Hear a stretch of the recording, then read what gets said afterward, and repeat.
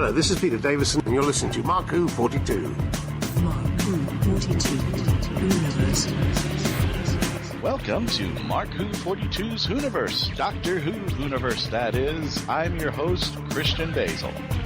Yeah, go ahead. Let that sink in for a little bit there. Yes, I'm your host, Christian-basel, and with me, as ever, are... Patricia-helm. And Eduardo-m-freyre. So I see that your coup finally was successful. Yes, it was. You deposed Mark. He's now... He's in the corner. He's in the corner? What did you he fled. He's now flying on a plane, heading to the nearest U.S. embassy. Sanctuary! Sanctuary! The peasants revolted! Well, it is the holidays. I left him some cookies and some, milk, so he's fine out there. Uh-oh. But I promise you he's going to be here later for the Hurricane Who interviews and such. So everybody get ready for that. And we want to welcome all of you on Krypton Radio and on the Geekcast Radio Network. Welcome to Mark Who 42's Whoniverse. Doctor Who Universe, that is. See, Trish, looks like Christian is... I think he's trying to channel Mark, huh? He's trying to channel Mark. You know what? This is a benevolent coup d'etat. I don't think I can channel Mark. He's keeping the name. He's keeping the name. He hasn't changed it to Basil Who 42. See, there you go. This is a good coup d'etat. Well, we could talk about name changing all day, but let's go to...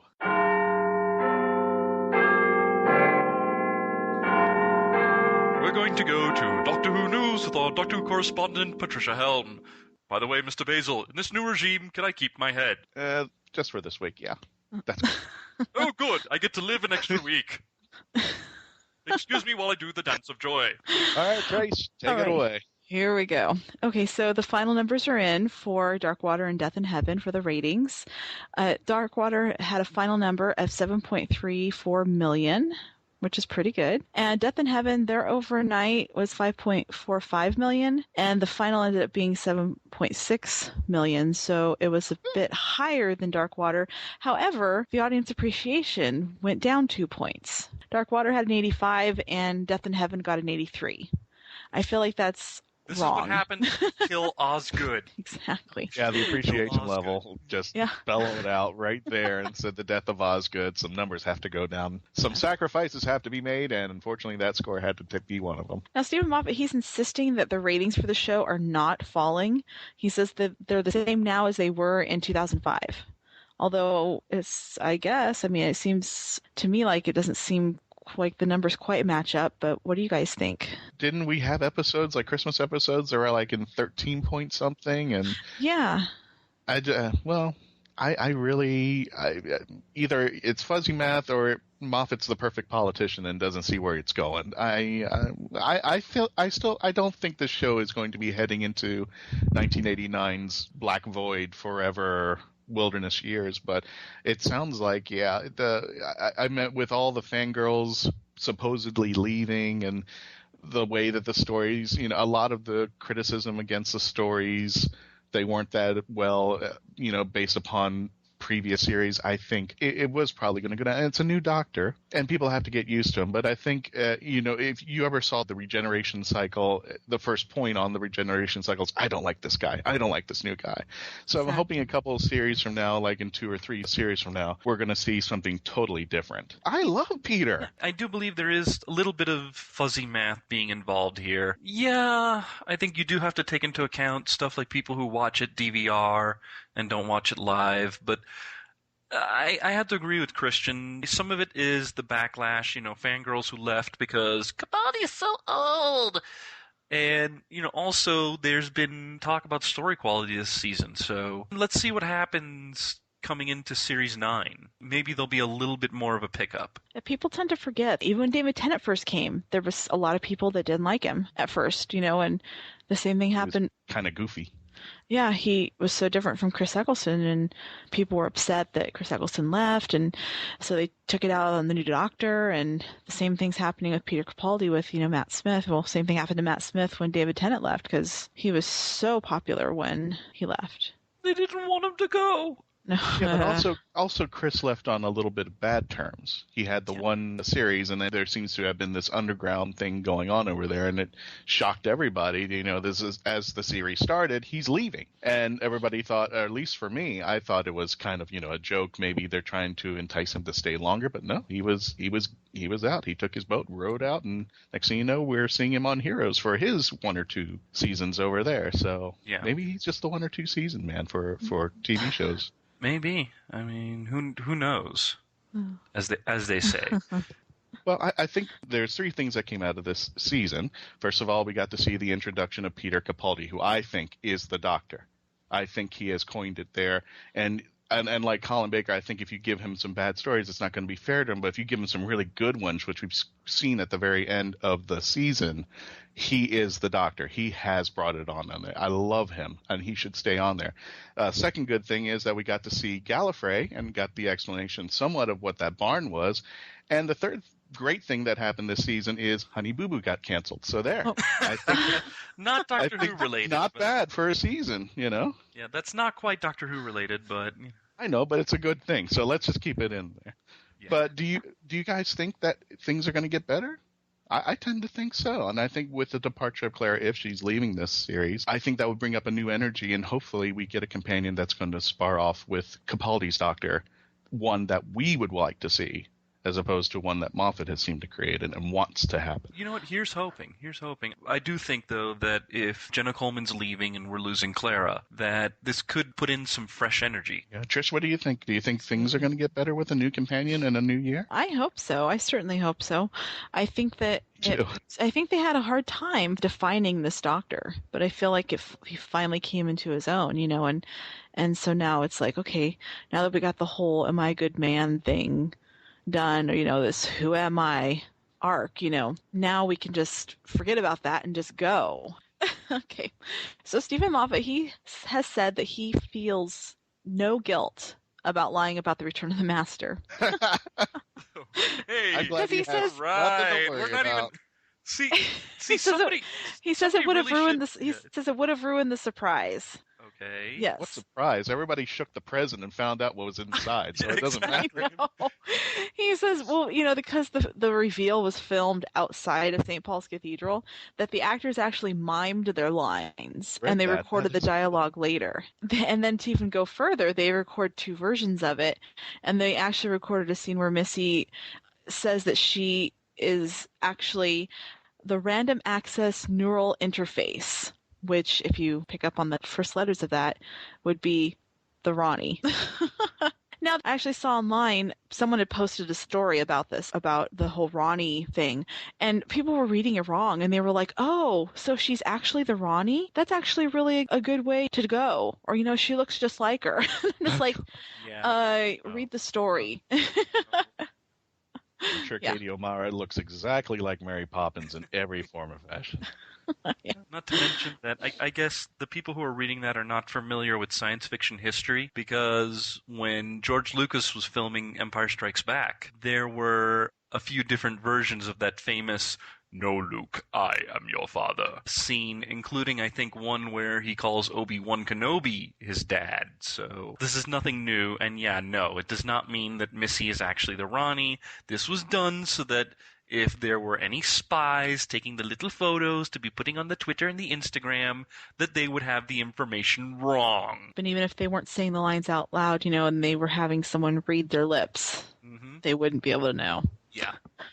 That would be interesting if Michelle Gomez was standing right next to him and goes, "No, Doctor, I am your father." Now that would just take another. Oh, Dad, Lord. Dad, what happened? Like when did you become mom? To paraphrase Chinatown, my father, my mother, my father, my mother, my father, my mother. And that look that he gave with the revelation of that would have totally made sense. That would have been right out the door. Yeah. What else we got in the news, Trish? Well, in the new issue of Doctor Who magazine, there was an interview with Michelle Gomez, and she was asked whether Missy will be returning next year. And she actually replied, yes. Yes is my answer. I'll be back. Can I say that? Am I allowed to? If not, well, I guess we'll have to see how she's received. That's brilliant because inadvertently she's keeping job security so that people are going, Moffat, you're going to keep her. She's going to go. What? Yeah. What? I didn't know, but now she's got it on print, so she's good to go. Very sneaky, sis. Exactly. And also in the issue, Moffat was talking about, he's denying that how often the Daleks appear in the show is, he says it's not because of a contractual obligation. He just thinks that Doctor Who is great when there are Daleks in it, and he doesn't think that you should go too long without a Dalek episode. As he said, when he was a kid, he always wanted to see the Daleks. So basically, it's his own personal preference as to why we get the Daleks so much. And the Daleks are great. They're great, but I would not be sad if we didn't have them for a while. Yeah. Just like with the Weeping Angels, I think we need a break. Yeah. The thing about the iconic villains is that it's not a yearly thing. It's not, new season, we got to stick in a Cyberman episode somewhere. We got to stick in a Dalek episode. I remember the Cybermen, aside from a brief cameo, they sat out the Pertwee years. They didn't show up and fight John Pertwee at all. Well, you'd think that they could come up with something new. Yeah. Something more terrifying. Yeah. The Daleks and all of them, they are scary. Their whole concept is very scary. But come on, let's get something new going. Yeah. What do you think? Something old, something borrowed, something from the past. And yeah, that little droid from the Caretaker, which I heard a lot of people weren't too fond of, that was running around in there looking like a Stovok Splitzer. Yeah, the Stovok Splitzer who looked like a janitor or something like that. I was seeing on reviews, but yeah, we have 50 years of villains and all these and what we can go back and take a look at these guys. I mean, I think the three of us can all say we want Candyman back. We don't care how it comes back. We just want to see how it's done today. But or Sotek, man. Sutek coming right back. Sotek. He was last time we saw him, he was in the time vortex. So, you could pull him out. Yesterday you and I were watching, what were we watching? The classic, what's that one called? Oh, The Time Meddler. The Time Meddler. Why can't, I want to, bring back the meddling monk. What happened to the meddling monk. I want to see what happened to him. Yeah, not to mention that the way his modus operandi, it would be perfect for a post-Time World universe. Imagine the Time Meddler giving cavemen laser guns because the Daleks are invading. And I'm actually going to make a prediction since you mentioned the meddling monk. I'm going to make a prediction right now. I know it's way too early, way too soon. We don't have any spoilers or anything. But I'm going to put a little bit of money, maybe a couple pennies on this. I'm going to put a prediction, and this is going to be far off the cuff, but you were mentioning that you didn't know what happened to Meddling Monk, but I do from Big Finish when hearing the audios with the 8th Doctor. I'm going to put down for right now that the Meddling Monk is Santa Claus. Really? Yep. Really? Looking at the previews that I saw, and have you heard To the Death and Lucy Miller and the Book of Kells and Big Finish? No. What happened? I've heard of them, but I haven't. I just think that the characteristics and looking at that scene between Nick Frost and Peter, and like I said, this is probably going to change within a week or two, or maybe the next day or in the next preview. I just get the feeling that Santa Claus is the meddling monk, but I'm just putting it out there. Now you say that, it's like if you think about how the characteristics of Santa Claus, it goes right with the meddling monk. That's because the meddling monk has this mentality that he's improving lives by changing time and the way it falls out. With that scene, it looks like he was trying to help Clara. Yeah. And at the end, the 12th Doctor walks away and they had that little tangerine bit, whatever that means, I don't know. But it's because it's traditional to put a tangerine in the foot of your Christmas stocking. I did not know that. Didn't know that. Well, the scene where he goes, "You're going to need my help," seems to me that's meddling monk type deal. Because we can't change Clara's history, but that would be something that meddling monk would probably pull off. I don't know. I'm throwing that in there early in the game. I really hope you're right. I really hope you're right. That would actually be a cool twist. Now that you say that, I really want it to be that. I really I'm like that. You heard it here, cool. folks. Folks. On it'd be like not only do they bring back the Master, then let's bring back another Time Lord. Of course, it would go against what Moffat has said, and that he doesn't want to bring back other Time Lords because it would take too long. He's a liar. Yeah, he's a liar. We found that out. He's a liar. Yeah, that is true. But it would be, now that I always had in my head the idea of how to bring back the meddling monk. But what you said, Christian, that would actually be kind of cool. And in his own characteristics, the meddling monk, I doubt that he would have fought in the Time War. I think he would have ran away like the master, but that we'll just throw that out there. Trish, go for another one. What do we got there? Well, the last thing I have is the Children in Need clip. Speak of the devil. Yeah. Santa. Or in this case of the Kringle. Father Christmas, actually. Nice. You guys all saw it, right? Yeah. The minute that I saw that Children Needed put it up on YouTube, I ran. Now, spoilers, people, if you don't want to know. Let's see if we can find the spoiler. Fast forward to the Hurricane Who stuff, then.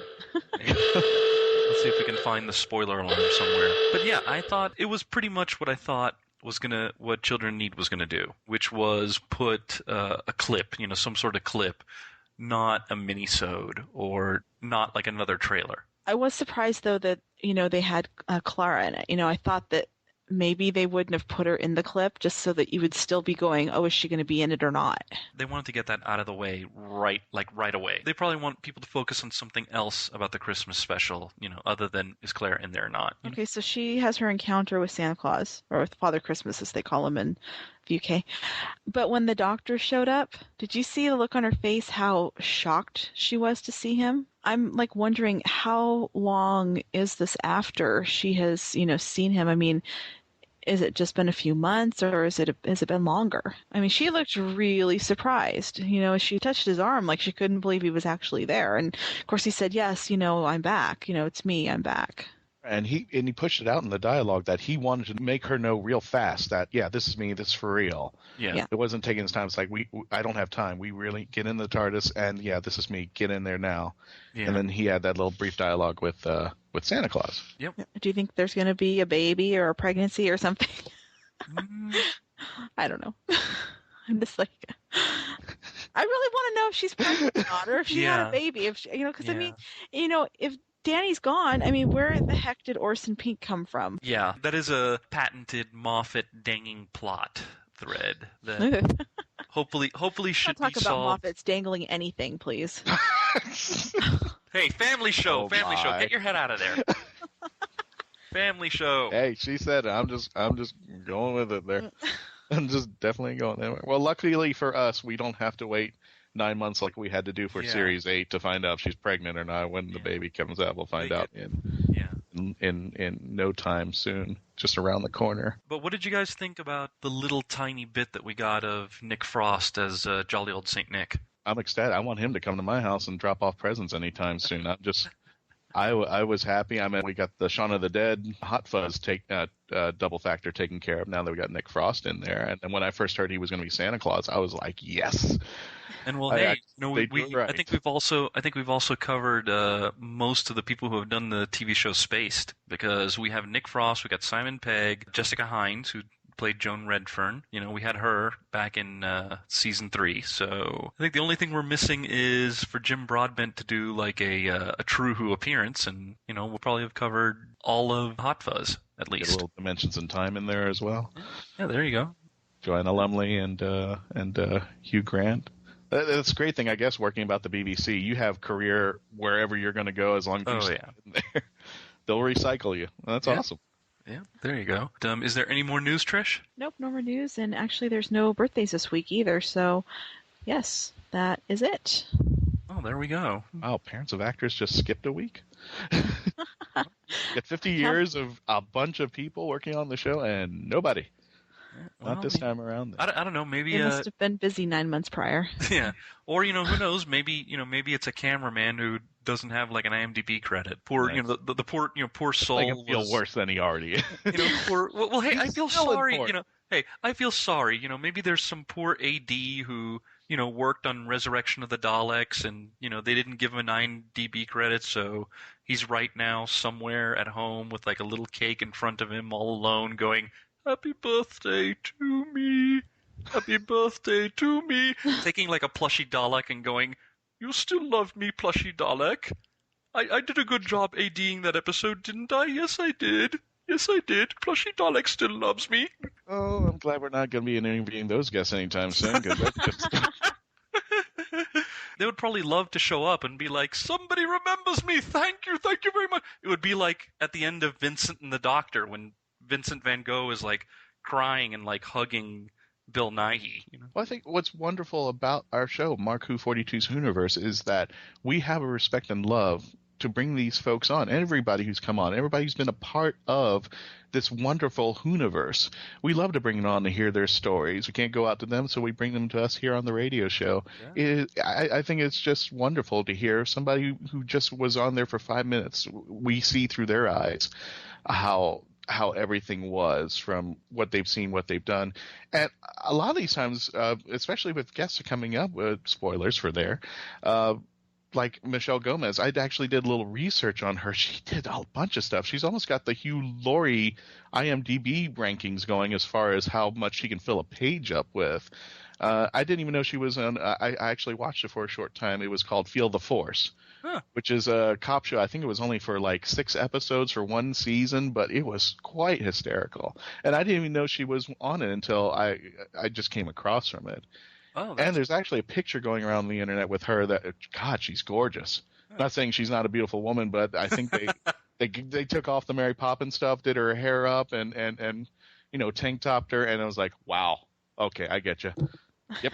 Christian's got a crush on the mistress. That's right. Got a crush on the mistress. Exterminate me anytime, girl. Whoa there. Whoa. Sorry, Trish, I call you mistress, but she walks into the room, she's got my attention. Oh, Lordy. Anyway, so we're done with the news, so let's go on. I think that's the perfect time to segue and say, hey, we're going to take a little bit of a commercial break, but when we come back, Mark will be back, and he'll be giving us the intro to all the stuff you and he did in Hurricane Who, Christian. Are we going to have audio for when you guys got arrested, or you managed to actually go through the con without running into the popo? I don't want to talk about it. But anyway. Oh, boy. Oh, dear. Oh, dear. So that's what you meant on Facebook by community service. Warning. That's as far as we go right there. We're going to take a break right now, and when we come back, our special on-location interviews with Peter Davison, Ingrid-Oliver, Kai-Owen, Terry Molloy at Hurricane Who, and our special news correspondent, Juan Sanmiguel, with his special interview. You're going to hear this out in the next segment, so stay tuned, hang tight, and we'll be right back. Do you like retro shows? Did you grow up in either the 80s or the 90s? Then tune into Telecast, GeekCastRadio.com's newest podcast. Join us here on the Telecast as we revisit some of your favorite shows, such as Clarissa Explains It All, Salute Your Shorts, Saved by the Bell, and much, much more. Only on GeekCastRadio.com. Pixels in the Animation is the Geekcast Radio Network's video game cartoon review show. We are covering every episode of 9 different video game cartoons. Join TV's Mr. Neil and myself, TFG and Mike, as we trek through multiple Mario tunes, Zelda, Captain N, Mega Man, Sonic, and we are also driving through Donkey Kong Country. Pixels in the Animation is 100 episodes of video game cartoon goodness, so tune in to help us find the Pixels in the Animation, which you can find every Wednesday on iTunes and www.geekcastradio.com.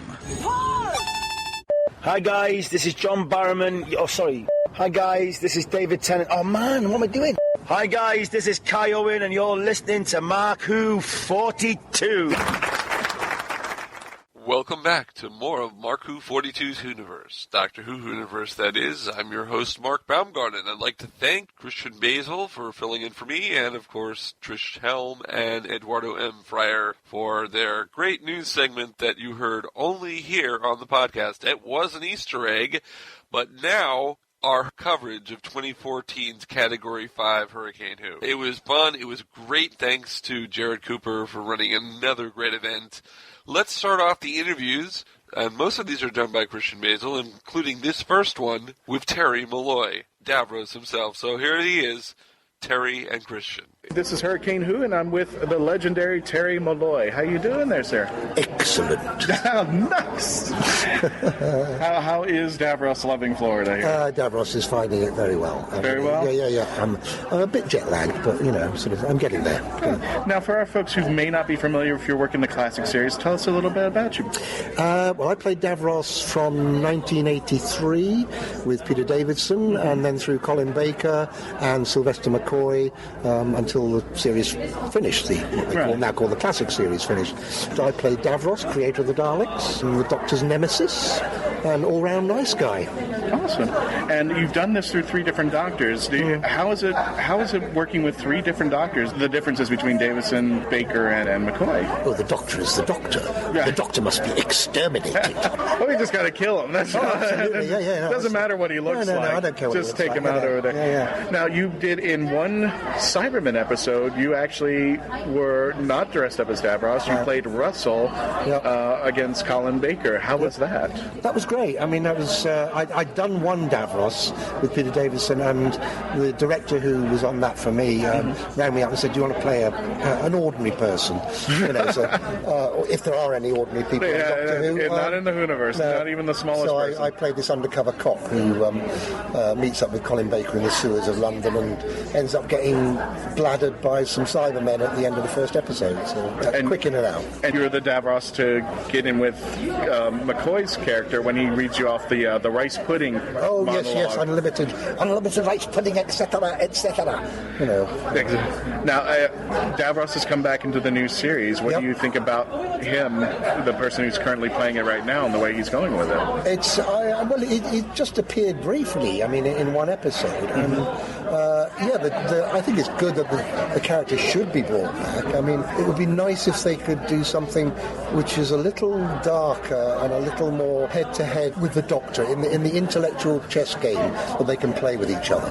Oh, okay. Because the great thing about the Doctor and Davros and the Master is they're all on exactly the same intellectual path. Right. They know they're each as intelligent. They're the only people that can really communicate on that level of intelligence fully, and they all know that they're alone. Right. You know, so there is that. You know, I did a big finish thing with Paul McGann as the Doctor, and the whole thing revolved around the Doctor and Davros both trying to flip the other into either psychosis or schizophrenia. Oh, wow. And you've got this incredible thing where at one point Davros is pleading with the Doctor to help him come back because he's turning into the Emperor Dalek. Right. And which episode was that? It was a thing called Terra Firma on Big Finish. Gotcha. Yeah, one of the audio adventures. And that was great. And I think that's really where it works best. Not always the ranting, raving Davros, but the slightly more calculatedly psychotic Davros, and having planned something and just watching. That's what I always loved about him, because his psychology is he's doing the right thing, even though everybody else in the world thinks he's wrong. He's got it in his mind that the Daleks have to exist, everything has to be exterminated, we have to have a perfect society of Daleks. It's the whole thing about people say, "What's it like playing an evil character?" So we don't play an evil character. Right. We play somebody who believes what they're doing is good. Yeah, exactly. And Davros does. I mean, in the classic series, we had an episode where he'd solved the problem of famine in the universe. And everyone called him the great healer. He'd done this brilliant job of feeding the universe. Right. It was starving. And then the Doctor pointed out that actually what he's doing is feeding them the bodies of their relatives on this Necros planet. So I think green as people. Yeah, absolutely. And Davros is totally phased by this. What do you mean? What's the problem here? They're dead. Right. You don't see the moral problem. So any villain like that is going to be believing that they're doing good, because that's the way they. And what's so great about him too, because there's some points in his villainy that you go, well, you know what? Actually, it almost makes sense. It makes sense. Yeah, that's the scary part. People will go, actually, the Doctor's wrong here. Yeah. He's wrong, but it's the ideology that could he be right? Yeah. Could this be true? I mean, if you really think hard about it, he could be in his right mind doing good under the guise of evil perceptions. It's always that thing that you go so far and then you just step over the line by 1%, and it goes from being good to being what we perceive as evil. But then it depends on your moral compass, I suppose. And you did something called Davros. Yes. What was that about? That was, I don't know if anybody's familiar with the television series called I, Claudius, which came out of the BBC about the Roman Emperor Claudius and his transition to power and the family, the patrician family that he brought up with with. Gary Russell, who was producing for Big Finish at the time, he was about to leave and he wanted to do a 4-part mini-series called I, Davros, which followed the same kind of thing, that you actually followed Davros because he wasn't always a crippled scientist. He was an Aryan youth. He was a beautiful young man with great aspirations of scientific excellence and power and everything. And so it follows him from a 15-year-old boy right up to the creation of the very first Dalek. So the end of I, Davros is the first Dalek saying, I am alive. So you see that transition. What was the journey that he took in order to get from point A to point B? And that was fascinating, because you really are dealing there with the whole psychology of a young man as he grows up, in the society that he's in, the power struggles, political and, scientific, that are going on at the time, the moral power struggles that are happening within the family and outside the family, and how he then, incorporates those into his life. Now, if people want to see other works that you've been in besides Doctor Who, where else could they look? What other shows have you done? On telly? Yeah. I've done, Lordy. I've done all bits and pieces. Most of my work's been on radio, I have to say. Oh, okay. Yeah. It's all the stock, usual kind of telly stuff that comes out of, the UK, like the Casualty and the Bill and those sort of things, which is the stock in trade for most actors. I've done a couple of films just recently with John Hurt and various other people, but they're more small-scale films which might do the circuit of the art cinemas in the UK, rather than going into general release. But in terms of audio work, I've got a vast catalogue of audio work with the Big Finish things. If you look up bigfinish.com, you'll find all the work to do with Doctor Who and other stuff as well, like Dorian Gray. I've just done Frankenstein with Arthur Darvill playing Frankenstein, and Nick Briggs playing the monster, and there's a whole range of stuff, plus another series which we started about 9 years ago, called The Scary Fires. And this was with Nick Briggs, who played the Brigadier in the original classic series, and myself. And it was the brainchild of a couple of writers who are very good comedy writers, really good. And they decided they wanted to put together a duo of two people in the 1930s in England who solved psychic problems, psychic phenomena. So they decided to make Nick this detective inspector, this octogenarian detective inspector Lionheart, who basically went around and hit people, and myself as Professor Edward Dunning, who was a ghost story writer and a bit of an academic and a member of the Fantasist Society. And we become MI13. And we solve all these psychic things, like on one story, Oliver Cromwell comes back from the dead with his skeleton army to try and stop the coronation of George VI. And this has been going on for 9 years? This has been going for 9 years. We've done one each year. We plagiarise films, left, right and centre. I mean, The Devil of Denmarsh is a straight steal of The Wicker Man, except we have a wicker fish. In which I'm sacrificed, and things like that going on. Obviously, Nick died a few years ago, and we then had to make the decision whether we would carry it forward or leave it be. But bless him, David Warner stepped into the breach. So we now have David Warner, who's playing what he used to be, was Lionheart Sergeant, Harry Thumper Crow, who again hits people, but he's also henpecked by his wife and won't allow him to drive over 20 miles an hour. But it's very funny. They're very tongue-in-cheek. And it's all, as I say, all set in the 30s, so it's all very daring-do and jolly hockey sticks and some very bizarre characters. But certainly, this sounds really cool. I want to hear this. They're very funny. I mean, I would have brought CDs with me, but they're just so heavy to carry over from the UK. But, now, speaking of coming from the UK, how is Hurricane Who? Do you like it over here? I'm loving it. Yeah. Oh, the weather. Yeah. Although apparently the next few days you're going to have worse weather than we're having in the UK. Because I mean, it's ridiculous. It's Halloween. And we have got, temperatures of 20 degrees C centigrade, so that's what, I don't know what that is, in about 68 Yeah, 68 we're going into the 40s. And you're going into the 40s down here. Yeah, and just to let our audience know, while we're recording this is actually Halloween, so this weekend in Florida, the temperatures are going to drop into the 40s. Yeah. I know for some of you up north, this is probably going, that's bliss. Yeah. Just put the shorts on, that's fine by us there. Yeah. Now, what is your favorite moment in Doctor Who as far as working with it? Would it be the big finish, doing the big finish, or being Davros, or... there's been lots of lovely moments. Well, the people I've been working with, and we are like the thing I love about conventions and Doctor Who stuff is it's like being part of a giant extended family. Whether you were on the programme or whether you were a fan of the programme, you've got that commonality, that interest in common.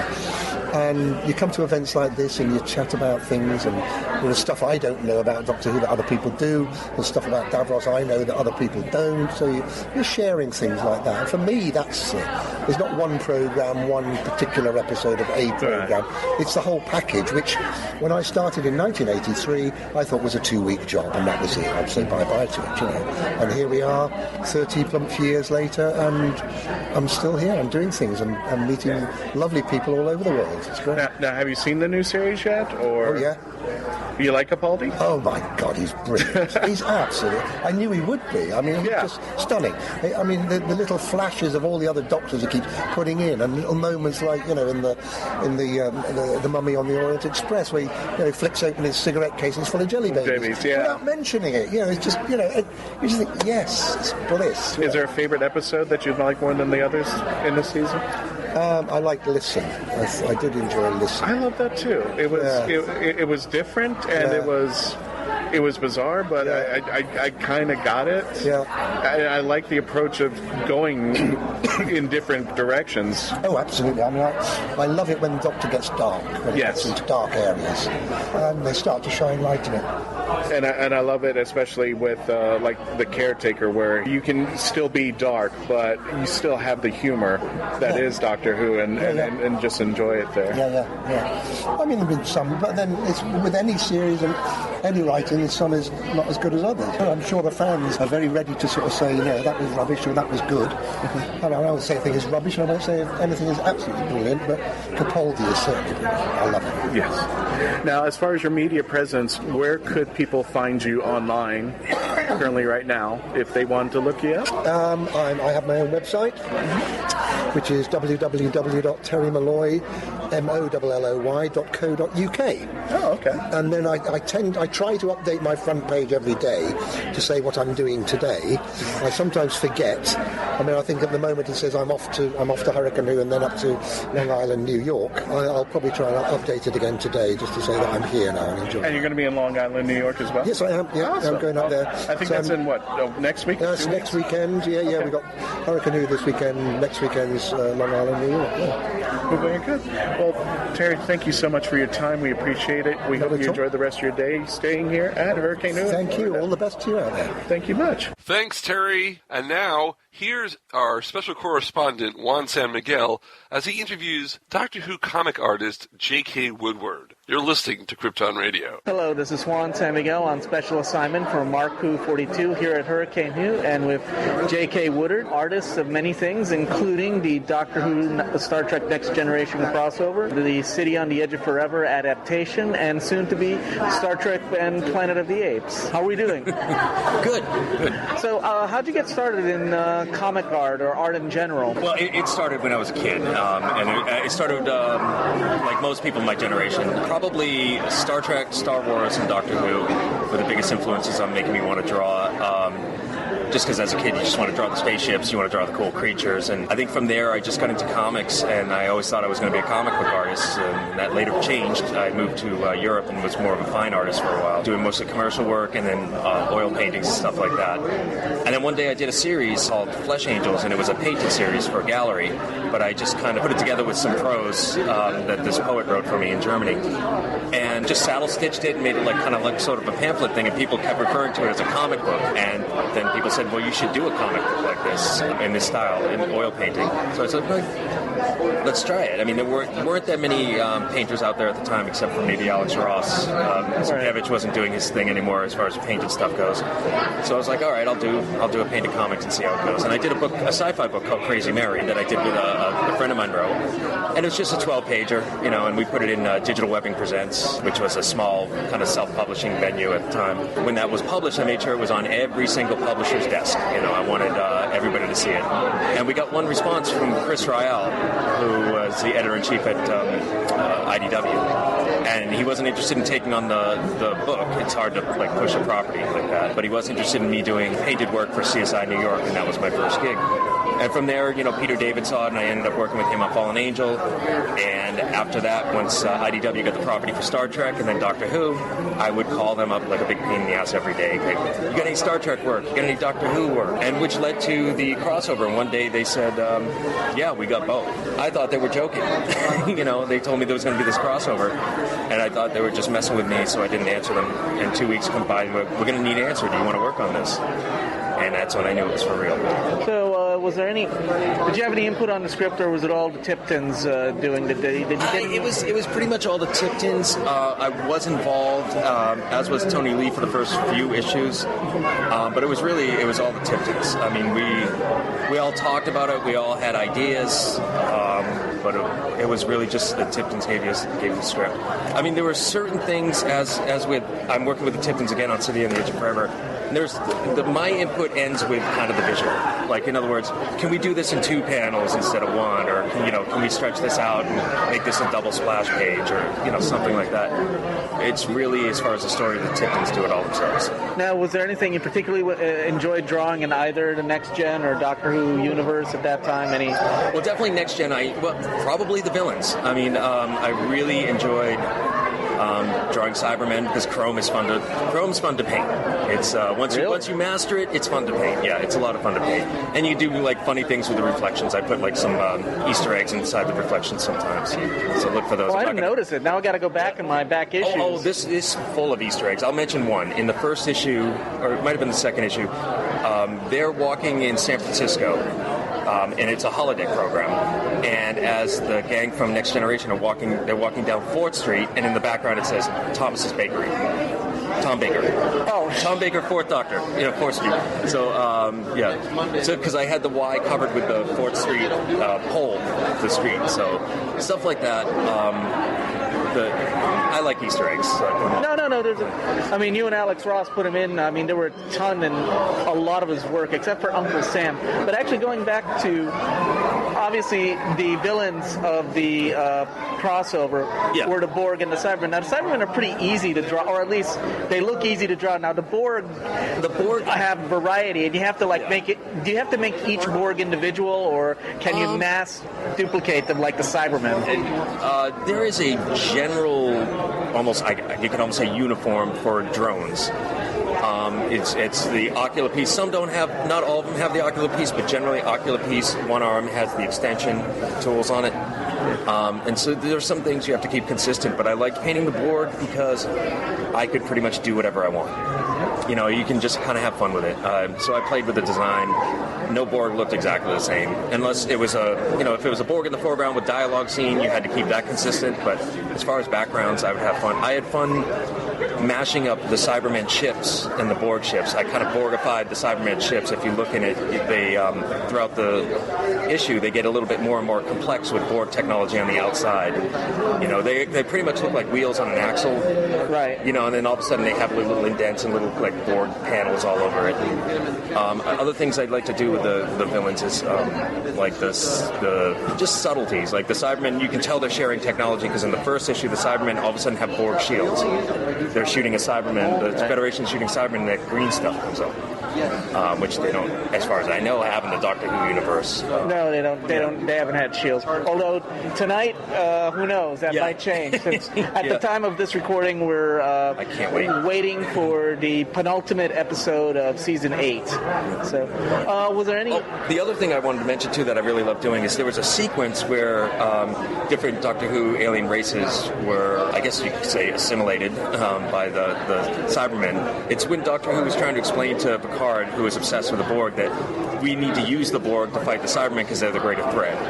And then he shows him a possible future, and you see different Cybermen, but they're in the shapes of very familiar Doctor Who races. No, that's kind of cool. That's the only odd thing about the series, that, you know, they would have these great aliens, and they wouldn't reuse them even as background carrier, which Trek did in the classic series and in the other series. You'd see Andorians. And there's a reason for that. And yeah, I have actually brought that up too, because if you look at some of my prints here, you see some of the ideas I've had with, like, I wanted to see the Klingons and the Sontarans fight together or fight each other. I wanted at least cameos of some of these things. But the idea originally was we want to keep it simple. We don't want it to get what we call mashup fever, you know, where you just try to put too much of both worlds together and you don't have a cohesive story anymore. And the idea was we were going to do a sequel before IDW lost the rights to Titan. Do you know what direction that sequel would have gone? Because we had a bunch of ideas, but we hadn't had anything locked down until by the time we heard that it wasn't going to happen. Yeah, no. Last night at the bar, I told you Paul Cornell pitched an idea of having 60s Doctor Who in the form of Patrick Troughton, Jamie, and Zoe meet 60s classic, you know, and mash that up. And he felt that there would have been great symmetry, but like you said, they lost. So I was just wondering if you'd heard any of the ideas. And there are literally thousands of ideas that you can come up with, and we talked about all of them. One of the things I really want to do is bring the Daleks in, but that's just something that's hard to do because BBC doesn't own the rights to that. Well, it's half. I think half the creators have the.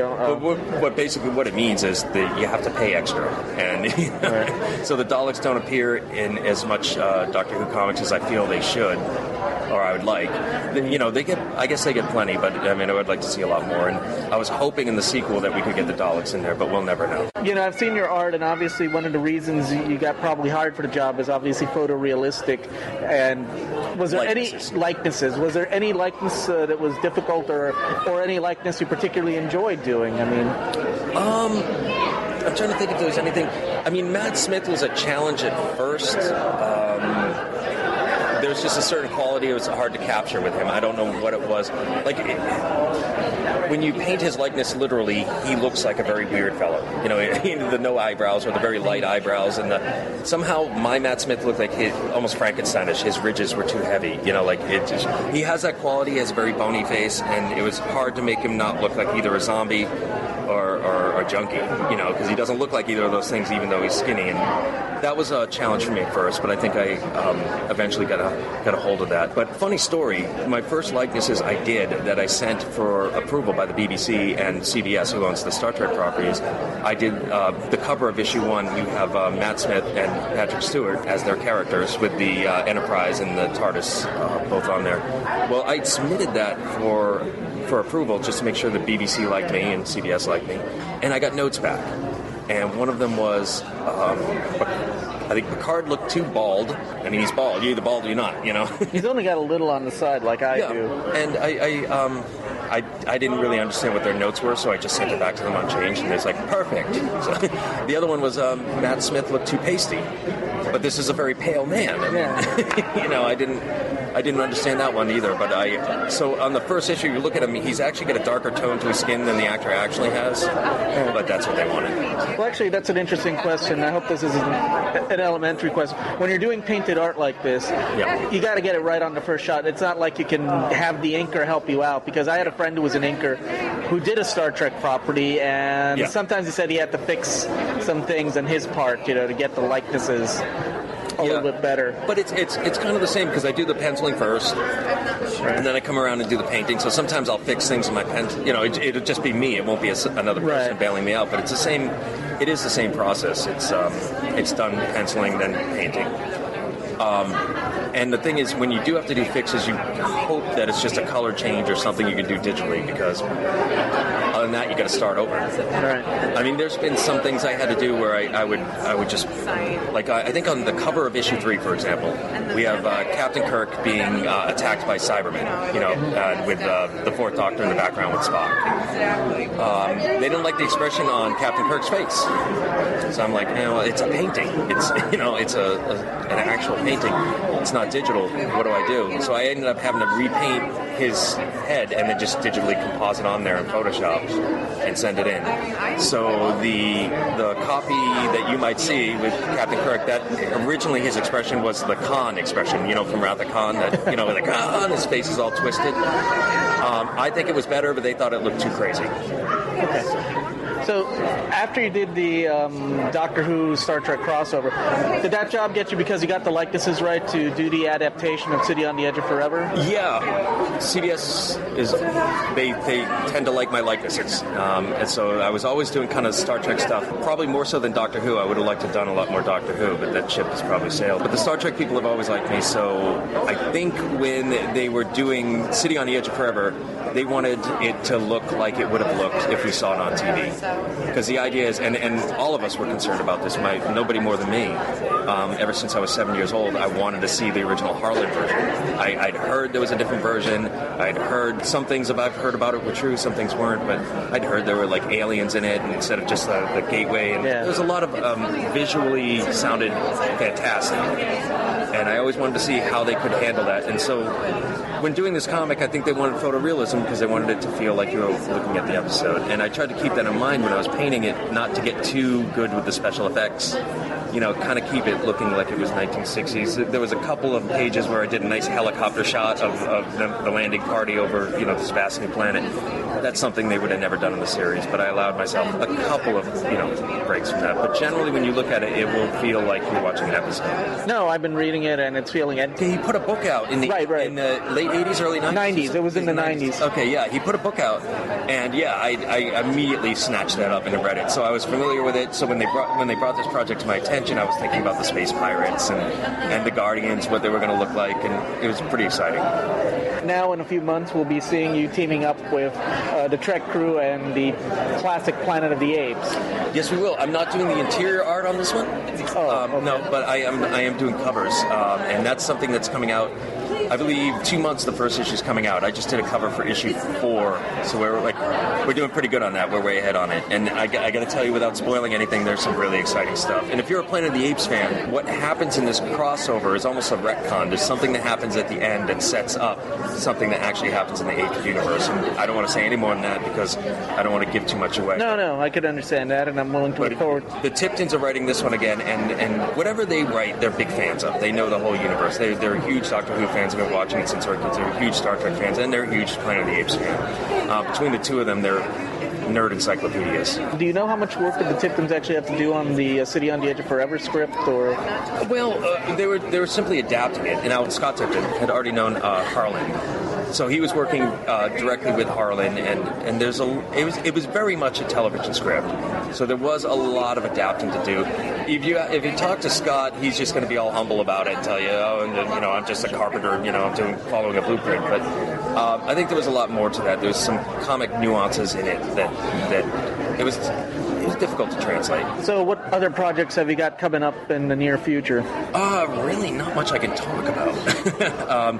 I just got presented something from the editor-in-chief at IDW, so I might be doing another miniseries with IDW coming up next. Other than that, I'm working on a personal project, a sci-fi story that I'm working with a young man named Chris Kipniak. If you recognize that name, he did that Nightcrawler series back in 2001. That's all he's really done in comics. He's actually a Broadway actor who worked with Alan Cummings on the last run of Macbeth on Broadway. But he's always been a comic book fan. Like I said, he dabbled in it before, and we're doing a sci-fi story called Behemoth, and it's going to first appear on monkeybrain.com, which is basically digital comics. But you get digital comics prices. It's not like Marvel digital comics. You get 20 pages for like 99 cents or $1.99 or something like that. And it'll be available on Comixology, I take it? I'm not sure. But if you go to monkeybrain.com, you can just get it from there. But I think we're looking at about 3 or 4 months for Behemoth to debut. And it's going to be a 4-issue miniseries. We're going to test it out and see how people like it. And if it's good, we might take it to Image and go into a series. But if you like horror, sci-fi, and kind of superhero, it reminds me a lot of like DC's Monster Squad. Remember back in the day with the Frankenstein? I think they brought it back. Yeah. I think it was part of New 52. It's a little bit like that. It reminds me of that, but it's not classic monsters. It's not like Universal monsters. It's creatures that are being trained for co-op missions. Sounds great. Well, thank you very much. Sure. Hopefully we'll see you a little bit more later in the show. Definitely. Thank you very much. I hope you've been enjoying Hurricane Who coverage this episode of the Whoniverse. We'll be right back after this message. Attention all Whovians! While you're waiting for the new episode of Doctor Who, start your own adventures with a book from Mark Who 42 Books. They carry unique and rare books at affordable prices. Visit Amazon.com/shops/MarkWho42. That's Amazon.com/shops/MarkWho42. Mark Who 42 Books. Set your imagination free into the Whoniverse. Say, Jarvis, is it that time? The house party protocol, sir? Correct. The Pull Bag is GCRN's comic book review and discussion-based podcast. Join me, your host, TF2 and Mike, and the rest of the GCRN crew as we make our way through the comics we are reading. Inside the Pull Bag, you'll also find back-issue classics and origins episodes of how we got into comic reading. You can find the Pull Bag every Wednesday on iTunes and on www.geekcastradio.com. Make your great escape into comics and jump into the Pull Bag today. Jarvis. Hey. All wrapped up here, sir. Will there be anything else? Hello, my name's Terry Molloy, who also plays Davros, and you are now listening to Mark Who 42's Whoniverse. Be very afraid. Thanks for sticking around on Mark Who 42's Whoniverse, Doctor Who Whoniverse, that is. I'm your host, Mark Baumgarten. Christian-basel got to interview a lot of Doctor Who guests at Hurricane Who this year. Here's his interview with Ingrid-Oliver, or as you know, the late Osgood. Oh, it's sad saying the late first, but here she is. I'm with the lovely Miss Ingrid-Oliver, and I just want to let you know that I don't see how Osgood has a prettier sister. There's no way in hell that's going to even happen. And if she possibly did happen, she's probably not as fun as you are. So I want to welcome you to the show, to Mark Who 42. How's your day in Hurricane Who and in Orlando? It's been wonderful. I managed to do some sunbathing this morning. By the pool. So I couldn't really ask for a better convention. It's been lovely. It's been absolutely lovely. It has been quite chilly though, and I also going to be a Brit who will mention the weather. It has actually been probably colder than it's been in London, if that's possible. But no, it's been lovely. But you were still able to sunbathe? Yes. Which I missed out. Well, I brought my swimsuit with me, so I was going to make the most of it, whatever happened, so yes. Now, before you took the role of Osgood, were you a fan of the series? Yes, I was. I was a fan of the series, and I was very excited when I got the audition. And when I got the part, I couldn't really speak for about an hour, and just sort of wandered around London aimlessly, not really knowing where I was going because I was in such a daze. Yes, I was a big fan. I was a big fan of Doctor Who. Who was your first Doctor? Peter Davison was my first Doctor. And the gentleman who's been here tonight. So I was a big fan of Peter, and I still am a big fan of Peter. He's a very lovely man. Now, you've also done a TV show called Watson and Oliver. That's correct. I actually saw it for the first time because somebody mentioned that John Barrowman was in it. Yes, that's right. And you got to get to snog him quite a few times. We did. We wrote that in the script. So that's... You didn't just do that off the cuff. That's one of the advantages of writing your own material, is that you can make people do whatever you want. Nice. So in this case, it was kissing John Barrowman on the lips. And in fact, actually, in rehearsals, he insisted that we all kiss for a bit longer. So myself and my comedy partner Lorna had to kiss him for quite some time on the lips, which was obviously horrendous for both of us. That was a good day at the office, yeah. Now, I know you can't tell us too much about the next episode because that hasn't premiered yet, or at least this podcast won't come out there. But how is it like working with Peter versus his predecessor? I mean, there is no versus, I suppose, in the sense that it was a joy to work with all of the Doctors, because, of course, in Day of the Doctor, I got to work with three. That's true. 3 Doctors. But I'm a massive fan of Peter's, and I'm a massive fan of his previous work. So I was slightly in awe of him when I met him on set for the first time, and then I had to pretend to forget about that and try and do some acting. He's brilliant. He's such a brilliant actor.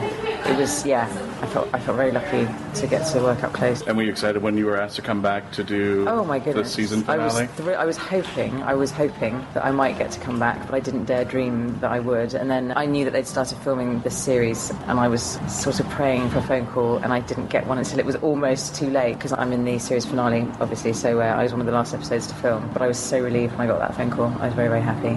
Now, if you could get a hold of Stephen Moffat and say, Stephen, I want this to happen to Osgood, what would you tell him? Oh, goodness me. He knows, Besides become a companion. He knows better than anyone what should become of Osgood, so I shall wait eagerly and see what happens. So, yes. Now, are you working on any future projects that people might want to... Well, I am currently writing at the moment, because I write comedy as well. Yes. So I'm writing with my sketch show partner.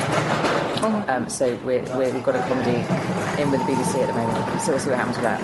Excellent. And is there any media that people can look at, Facebook sites or websites that people can look at? Well, we have a What's an Oliver Facebook page and Twitter account. Which I'm glad to be following. Yes, very good. There you go. Our stuff is available on iTunes in the UK, but apparently not in the US, which is a bit annoying. But I think that we have some sketches on YouTube.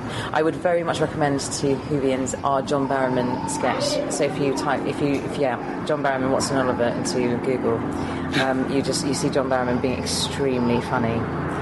So I would recommend that to your listeners, Thank you so much for your time. My pleasure. My pleasure. Nice to meet you. And we'll see you next time. Thank you very much. Thank you. Thank you. I'd like to thank Ingrid for that interview. And now here's another interview with Kai-Owen, who plays Gwen Cooper's husband on Torchwood. I'm with Mr. Kai-Owen. For some of you who may not be familiar, Kai is from Torchwood, including Torchwood Miracle Day, which was premiered over here in the States on Starz Network. And how you doing? Welcome to Hurricane Who. Oh, I'm doing so good. It's a beautiful day here in Orlando. The sun is shining. For those of you guys listening, we're outside, poolside, doing a beautiful interview. I'm doing really, really good. Hurricane Who is a wonderful Doctor Who convention, and any of you guys interested in going to conventions, I'd highly, highly recommend it. It's up there with the best. Awesome. Now, is this your first time in the States? Not my first time in the States, no. First time in Florida. Oh, all right. Have you done the Disney World and all that? I did the Disney World and Universal in LA. Haven't done it here yet, no. Okay. For our fans who may not be familiar with Torchwood or have not seen it yet, kind of explain how you got into it and your role in Torchwood. Well, Torchwood was created by Russell T. Davies.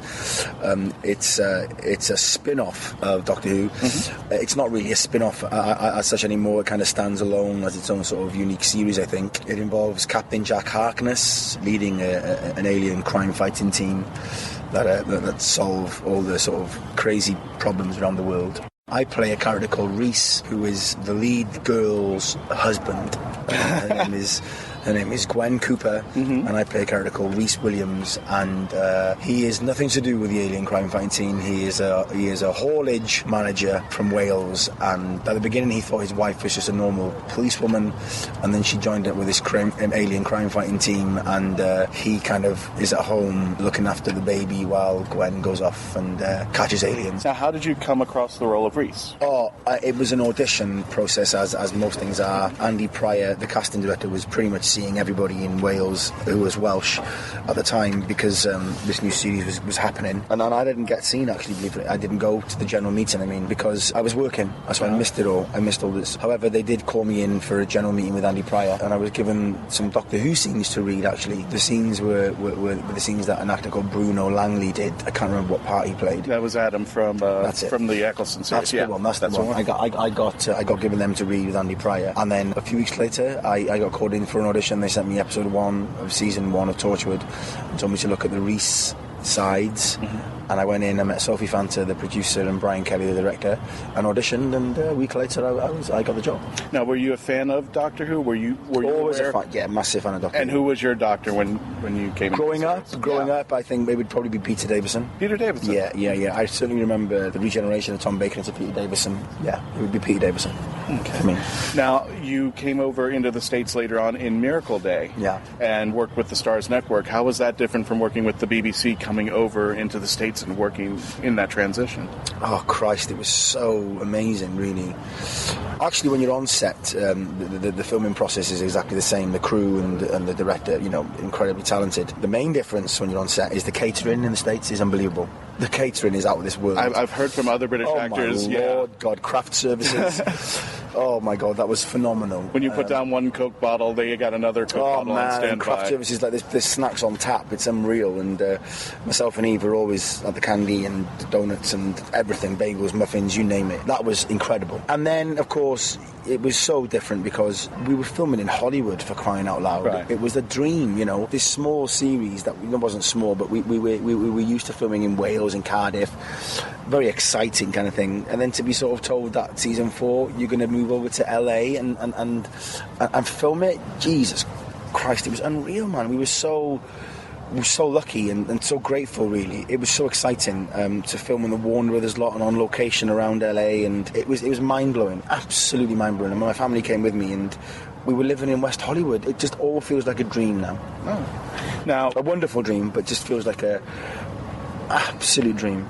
Is this dream come true? You've come to here in the States. Was it everything that you expected, or did it just blow your mind there? Everything that we expected, really. You know, we were really looked after, and yeah, we were just in Hollywood, and like, my family came with me, and I wasn't filming every day, so obviously I had a car, and we were driving all over LA. We were going down to Santa Monica and over to Malibu and Disneyland and all that, doing everything up to Griffith Park, up to the zoos. We did everything. We saw everything. We drove to Vegas, did all that. Just a once in a lifetime experience. That if it was to ever be repeated, I'd be a very, very lucky guy. Now, how was your working relationship with the other actors? We actually had last year, we had Garrett Day Lloyd, come over here. We did an interview with him, and some of the stories we just even couldn't put on the radio show. So how was your relationship? He's a hell of a boy. He's a hell of a boy. Yes, he is. Yeah, he's a hell of a boy. He's T-boy. He's a hell of a boy. How was your working relationship with the other team members, and what were the moments that you want to express and say, I got to tell you this story, this is awesome? Oh, God. As far as a working rapport and as a camaraderie between, like, fellow actors and stuff, it was second to none, really.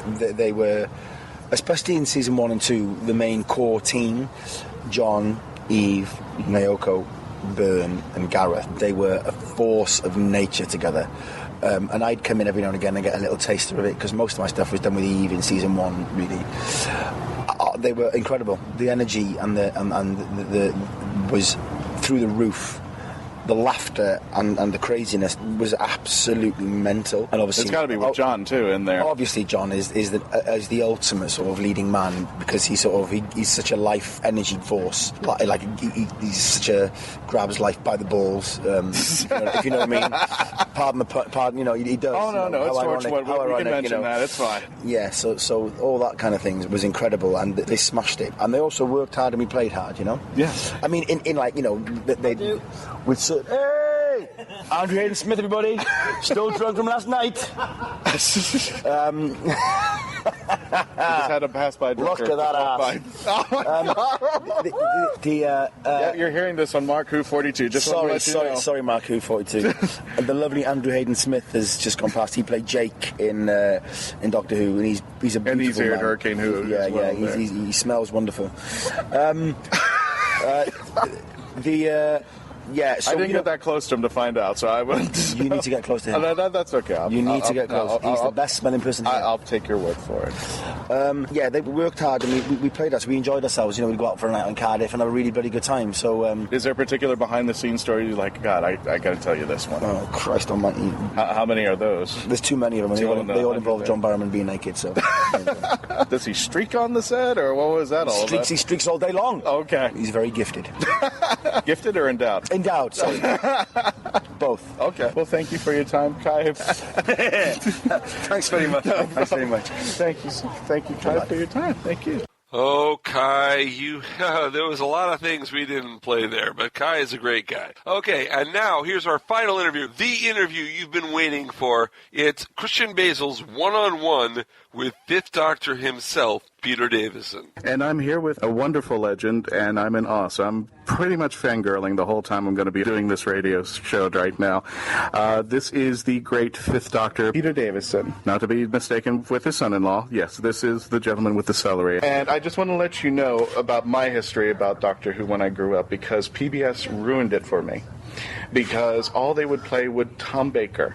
throughout a couple years when I was growing up, and they kept recycling it. Oh, really? So I actually thought the series end at Logopolis with you regenerating into the Doctor, and that was it. This blonde guy took over, and then it started all over again. Which city? Where were you? I was right here in Orlando. Oh, were you really? In Orlando. So for the life of me, I'm like, okay, is this new guy ever going to take over? And surely enough, I think they bought the rights finally from the BBC to air it. And I said, wait a minute, where's the scarf? Where's all the the floppy hair? It all changed. So for our fans, tell us a little bit about yourself, and for folks who may not know yet, and they should know the Fifth Doctor, about yourself here. Well, about myself. Well, I'm an actor, but I was born in the UK, although my father was from Guyana in the West Indies, and my mother was actually born in India, but I've got a very normal upbringing. No one connected with the theatre in my family at all. I was a first. No idea where it came from, but I just thought it might be fun. I failed pretty much all my exams at the school, and at the time you didn't have to have any exams to get into drama school, so it seemed a perfect opportunity. And I got in, and I haven't really looked back. I was very fortunate. I got a job straight from drama school. My first TV was a series called The Tomorrow People, which was strangely science fiction. ITV's answers. Yes, and I still have nightmares about the outfit you were wearing. I bet. So do I. For all the girls, Google that. I thought it would never be seen again, so it was fine after I'd done it. And then, of course, it re-emerged. I think on Nickelodeon over here. And then I did, I suppose, what you call my big break. Not my next thing, but big break was, I suppose, All Creatures Great and Small. Yeah. And from that, Doctor Who. And I left after 3 years, and I've worked pretty solidly since. So I've been pretty lucky. Now, how did you come across the role? How did you finally land the role of the Fifth Doctor? I was very lucky. I was just rung up and asked if I wanted to do it. Really? Yeah. Because I hate all that auditioning stuff. It's no fun at all. I think everybody does. Much better if people just ring you up and say, would you like to do this? Would you like to do the part?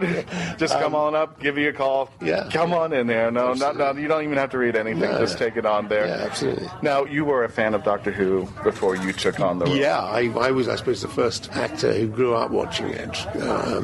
William Hartnell. William Hartnell's your Doctor, and, right? well, I think really Patrick Troughton is my Doctor. I think, although both of them were together, but I just think that, to me, Patrick kind of cemented the part, and he also established the idea of regeneration as well, which they hadn't really thought of. They only thought of that really, I think, later on when it was apparent that William Hartnell wasn't really quite well enough to carry on. So yeah, I think probably Patrick Troughton was my favourite, I think. Oh, okay. Now you go through the series, and how has it changed your life through the series, and then post after the series, now that it's come back? Well, it's hard to say how, especially it has changed my life, undoubtedly, but of course you don't know what your life would have been without it. It's certainly, I think, the longest job in television. You just never leave it, really, and I never have. I was, when I left Doctor Who, I was fortunate. I got another job very quickly, and so the consequence of that was I never felt the need to try and escape from it. So I've always been very happy to go back and be involved in whatever side things, whether it be Big Finish or little extra bits for children in need. I've always been very happy to go back and do those because it never affected my career. But here I am, still, I still do Fifth Doctor stories for Big Finish, and I did Time Crash with David Tennant a few years ago, and then last year we did the Five-ish Doctors.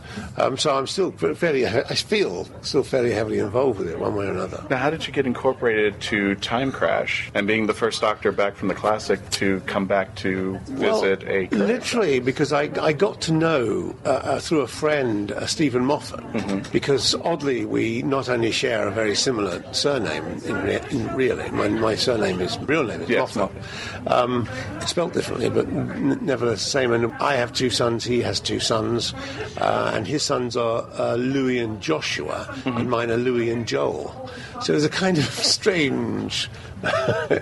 So this is kind of hereditary in a way that it shouldn't be hereditary. It's a very weird yes. And anyway, he came round for lunch one day, and he said, how would you feel about coming back and doing a little bit for children in need? I said, I thought it would be great. And he sent me the script, and it was an extraordinary little script, really, and because it worked on different levels. One was David Tennant, by that time was obviously the 10th Doctor, and he had grown up watching the classic Doctors, and me, and it was very much a scene about him remembering me, but also him, the 10th Doctor, remembering being the 5th Doctor. Right. And so it was just a very clever sort of little scene. And interesting enough, the 5th and the 10th were fans before they actually took on the role there. Now, my favorite scene of your acting capabilities, and I've actually watched the side takes and all that, mentioning about your regeneration into Colin Baker and how you had the best acting, having to play your role with two wonderful things about Perry standing right on top of you. And for those of you who don't know, watch The Caves of Androzani, the final scene, and that has got to be the best acting ever. I'm sure that had to I'm not sure I ever quite outacted Nicola Bryant's chest, but I did my best, you know.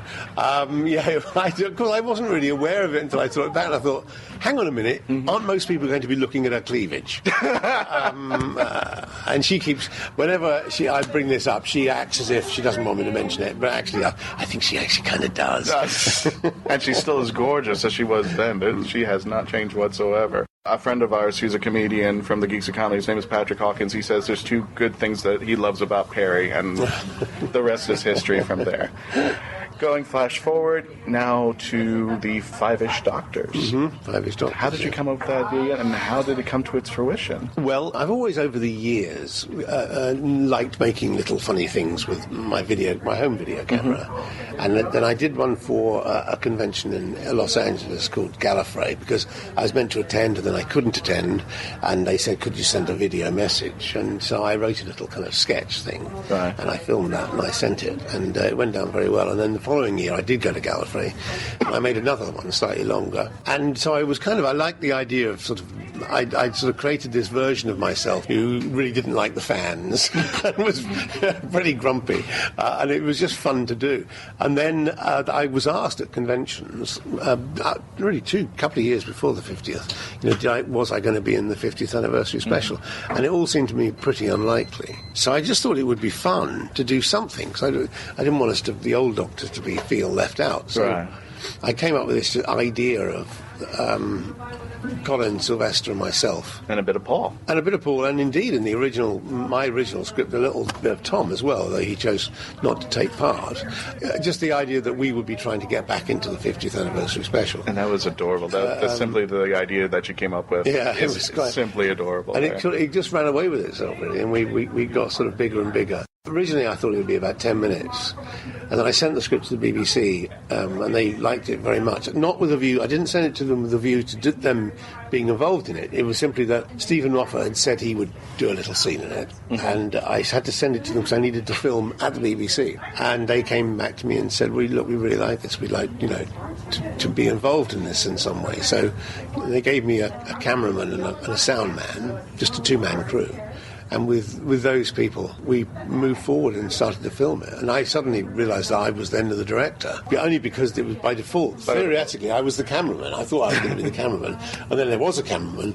And then, quite literally, at one point, the cameraman said to me, we were filming this scene. The first scene we shot, funny enough, with David Tennant. And he said, OK, running. And I just waited. And I thought, hang on, isn't somebody meant to say action? I thought, oh, hang on, that's me. I meant to say action.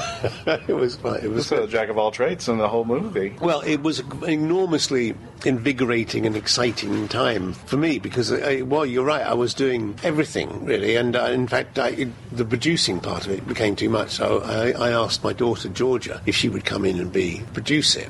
Just, in terms of arranging, making sure people were there and just making phone calls. Well, she's pregnant, eating ice cream all the time. Yeah, absolutely right. Put her to good use there. Absolutely right. And indeed, it was fun enough, it was David who suggested the idea that there should be a scene with her giving birth while he was giving birth. Well, kind of, giving birth while he was on the phone. Oh my God! He'd forgotten about it. I came up with the idea he'd forgotten about it. But the idea was that he was not, and that she was going to ring me up and say, "Look, could you do it for my daddy? I know he's a pain in the arse, really, but could you do it?" So I just thought it'd be quite good if she was actually in the middle of giving birth when he made the phone call. But everything, everyone gave their time, for free, really. And I think none of the actors were paid, and I wasn't paid.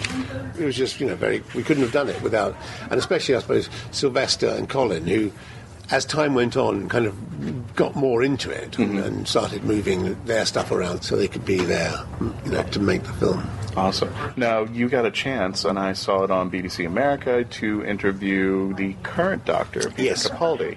And one of my friends accidentally, jokingly said, by some innuendo chance, he goes, "Oh my God, there's two Peters on the screen." So I don't know how people will take that, but how was that meeting Peter Capaldi and doing all those interviews? It was great. I thought he was very, very sort of thoughtful and wise about what he was saying, and I thought it was a very interesting take. What he said to me, well, I'm not even sure what was in the eventual interview, but he said to me that his take on the Doctor was that he wasn't quite so sure he was in love with the human race as the previous Doctors. And he wasn't entirely convinced they were worth saving. Planet of the pudding brains, as we've actually now been called. So. But I thought that was a really interesting take on it. Yes. So, going flash forward, will there be a sequel to the Five-ish Doctors? There's not planned to be one. Would you like one? Well, if I could come up with a good enough idea, I'm sure if I said tomorrow I'd like to make a sequel, I'm sure we could get it done. But it's got to be, the idea has got to be good enough. I can't just for the sake of it cobble together something that I think is not anywhere near as good. I'm not sure it can be bettered, not only in terms of, the script, but also people's involvement in it. I can't really go back to people and say, look, you did it last time. Exactly. And it sounded like you had a big... How did everybody react when you asked them first time and said, I'm making this? There was absolutely no one, with the exception of Tom, that's Tom. Well, and it worked out. Even that worked out in the end rather well, because I'd written, I thought, a nice little scene where we rang him up. Colin, as in the script, Colin, the one who makes the phone call, and he answers the phone. The first thing he says is, how nice to hear from one of my lesser selves. And then Colin proceeds to tell him what we're planning to do. Right. And he just puts the phone down halfway through. So Colin's talking, and he puts the phone down, has a sip of a glass of wine, puts it down, then just picks up the phone and says, "I'm really sorry, old boy, I just can't be asked." And then so in effect, but then he didn't want to do it. So, but then of course he hadn't done the Five Doctors, right? And I just thought, well, why not use exactly the same clip? And in fact, then I told this friend of mine who was Rhys Thomas, who was the voice on the radio in the Five-ish Doctors, and I told him, I said, well, if Tom won't do it, I've always got this idea, and I told him the idea of using the same clip, and he said, I think it's a better joke. If he's not there, if he's just punting down the river again, he's in this, he's stuck in a time vortex. So that's what we did. I think Tom really is stuck in a time vortex in some pub somewhere. Probably. Is there any other media presence that people could visit you and see other things that you've done? I've been trying to start with Law & Order UK. I've been watching a few of those shows. Yeah, I've appeared in... It's difficult to know what's on. I did a couple of episodes of a series called Toast of London, playing me. Very bizarre. And odd little things I've done, but there's nothing particularly. I've just been doing a play in London. Obviously, you can't see that. If you want to come to Australia next year, they have a symphonic spectacular tour of Australia that I'm hosting. We do have an audience that scales out worldwide, so if you want to give them a little bit. Well, I think we're going to Adelaide, Perth, Sydney, and then on to Auckland in New Zealand. They're great fun, and then we're doing that tour in the UK as well. I'd be a great idea to bring it to the USA, but that's for them to decide. I think it'll go down very well. They usually use the city's symphony orchestra, and the music is amazing when you hear it live, played by a full symphony orchestra. So that's good. Apart from that, I've no idea really, and I really like it like that. Well, is there a media presence, a website that they could visit? Or there's Facebook? Not really. There isn't. I get you into the Times here. Check out if you haven't seen the Five-ish Doc. I put a couple of edited things that we were deleted scenes up on YouTube recently, which seem to have gone down very well. Only last week, I think we got about 11,000 hits. But that's just a couple of scenes that were taken out of the Five-ish Doctors. Only little things, but and if anyone is wondering, if they look at those deleted scenes, I should explain the Hobbit book joke. about the pages was because Sylvester, whenever I talked to him about The Hobbit, he said, well, the first film only goes up to page 67. So I said, don't bother reading past that, because the film doesn't go any further than that.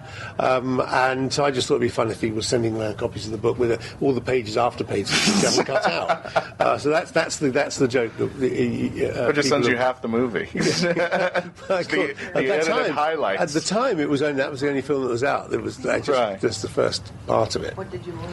But yeah. Now, just in case, is there any message that you want to send to your son-in-law that he should hear? No, I'm very envious because he was on David Letterman this week. I know. Yeah, I'm very cross about that. No, well, I'll be seeing him next week, so it's not really any message. But hi, David. I don't know if he's listening, but hi there too. And he's more than welcome to come on the show as well. Okay. Other than that, thank you so much, there, Peter. Thank you so much for your time. I appreciate it. Well, I want to thank you, Peter. That was a great interview. Thank you for letting us do that. Well, that's all the time we have for this week's Mark Who 42's Whoniverse. I'm your host, Mark Baumgarten. I'd like to thank Christian-basel and Juan Sanmiguel, and, of course, J.K. Woodward, Terry Molloy, Kai-Owen, Ingrid-Oliver, and, like I said, Peter Davison for doing these interviews with us. We hope you enjoyed the show this week. Go to our website, mark-who42.net, to listen to old podcasts and find out Doctor Who news as it happens. We've even got the Christmas clip from Children in Need on our site, so go ahead and take a look at it there. Go to iTunes, go to Facebook page, Mark Who 42's Whoniverse, join the over 2,500 people who like us on Facebook. Tweet us at MarkWho42. Go to geekcastradio.net or FloridaGeekscene.com. You can find us there as well. They're great sites for all those into science fiction and other genre media. Until next time, so long. Doctor Who and its properties are owned by the BBC, the British Broadcasting Corporation. This show is owned and copyrighted by Mark Baumgarten, 2014.